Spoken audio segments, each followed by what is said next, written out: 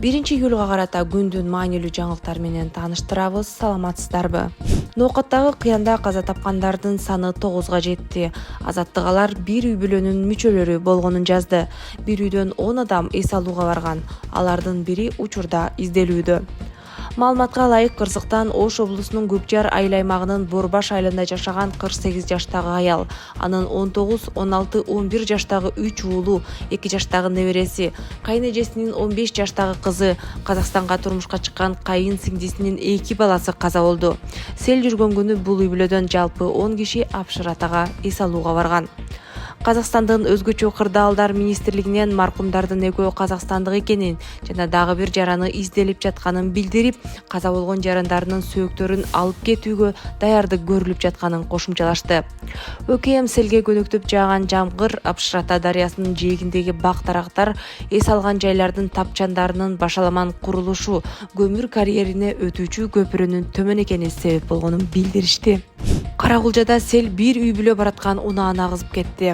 Алдын ала маалыматка ылайык, окуя 30-июнга караган түнү Ош облусунун Карагулжа районундагы Жетимдөбө айылынын Абышка ооз тилкесинде болгон.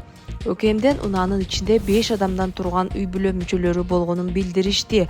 Алар 36 жаштагы эркек киши, анын 34 жаштагы аялы, алардын 12 жана 4 жаштагы уулдары жана 8 жаштагы кызы.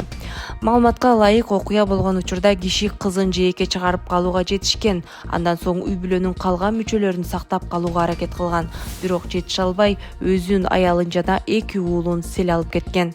Издөө иштеринин натыйжасында куткаруучулар 30-июндан 1-июлга караган түнү үй бүлөнүн атасы менен апасынын жана 4 жаштагы уулунун сөөгүн табышкан. Ал эми 12 жаштагы баланын сөөгү 1-июлда табылганы кабарланды.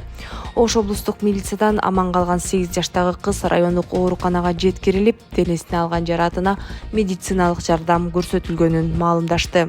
Сот акын Аскат Жетигенди бир нече берене боюнча актап, экинчиси боюнча 3 жылга кести. Бишкектин Свердлов райондук соту акын Аскат Жетигенди бийликти басып алууга чакырык жасоо беренеси боюнча 3 жылга эркинен ажыратты. Ал эми массалык башаламандыкка чакыруу беренеси боюнча актады. Аскат Жетиген сот өкүмү менен макул эмес экенин айтты. Ал чечимди негизсиз деп атап, акыйкат үчүн күрөштү улантаарын баса белгиледи. Жетиген 20 мартта камакка алынган. Кийин ал абакта кыйноого кабылганын айтып чыккан. Мамлекеттик айыптоочу акынды 8 жылга кесүүнү сураган. Акын 2001 жылдан бери бийликти сындаган видеолорду жарыялап келген. Айрыкча кумар оюндарын мыйзамдаштыруу, желекти өзгөртүү, активисттердин камакка алынышы жана маданият тармагындагы реформаларга каршы пикирин билдирген. Азия чемпионатында Кыргызстан грек-рим күрөшү боюнча 2-чи, кыз келиндер күрөшү боюнча 3-чү орунга ээ болду. Кыргызстандын грек-рим күрөшү боюнча курамасы Иорданиянын Амман шаарында өткөн 23 жашка чейинки спортчулар арасындагы Азия чемпионатында командалык эсепте 2-чи орунду ээледи. Алар 3 алтын, 1 күмүш, 5 коло жеңип алышты. Аманат Самат уулу Асан Жанышев жана Нурманбет Раймалы уулу алтын, Артык Орозбеков күмүш медаль утту. Коло байгеге Азамат Камилжан уулу Акыл Сулайманов, Адилхан Нурланбеков, Алибек Бирдиев жана Бекзат Орункулу уулу татыды. Ушул эле мелдеште Кыргызстандын кыз келиндер күрөшү боюнча курамасы 3-чү орунду ээледи. Алар 2 алтын, 2 күмүш жана 1 коло байге утушту. Нурзат Нуртаева менен Гүлнура Таштанбекова алтын, Дилназ Сазанова менен Кайыркүл Шаршенбаева күмүш медаль утту. Ал эми Арууке Кадырбек кызы коло байгеге татыды. Президент медицина кызматкерлеринин айлыгын көтөрүү жөнүндө жарлыкка кол койду. Өлкө башчысы билдиргендей, быйыл 1-сентябрдан тартып медперсоналдын маяналары 50%га чейин, орто медперсоналдыкы 20%га чейин, кенже тейлөөчү персоналдын, ошондой эле тез жардам кызматынын айдоочуларынын маянасы 10%га чейин жогорулайт. Ошондой эле президент маяна жогорулагандан кийин медкызматкерлер канча айлык аларына бир нече мисал келтирди. Эгер мурда алыскы аймактарда иштеген жалпы хирург 20 136 сом маяна алса, эми айлыгы көтөрүлүп, компенсация алгандан кийин 50 205 сом ала баштайт. 35.481 сом алган анестезиолог, реаниматолог врач айлыгы көтөрүлүп, компенсация төлөнгөндөн кийин 73.222 сом алат. 32.474 сом айлык алган педиатр айлык майнасы көтөрүлүп, компенсация төлөнгөндөн кийин 68.709 сом алат. Буга чейин клиникалык координатордун стипендиясы 1200 сом болчу. 1-июлдан тарта стипендиянын суммасы 20.000 сомду түзөт.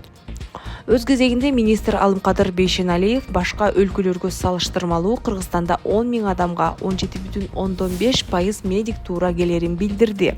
Буга байланыштуу айлыктарды көтөрүү зарылдыгы бышып жеткен. Улуттук коопсуздук мамлекеттик комитети Жалал Абадда аптека баңгичилигине бөгөт коюлганын билдирди. Маалыматка караганда, Жалал Абад шаарындагы дарыканаларда жана жеке турак жайларда лирика жана мидакс психотроптук препараттарын мыйзамсыз сатуу фактылары аныкталган.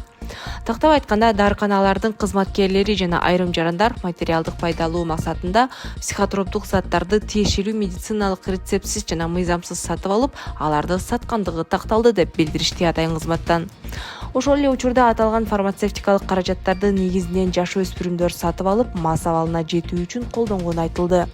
Кылмыш ишинин алкагында дарыканаларды жана жеке турак жайларды тинтүү учурунда каттоодон өтпөгөн психотроптук препараттар 530 дана лирика, 220 дана мидакс табылган. Учурда тергөө амалдары жүрүп жатат. 30-июлда Ысык көл, Ноокат жана Свердлов бир мандаттуу округдары боюнча мөөнөтүнөн мурда Жогорку Кеңештин депутаттыгына шайлоо өттү.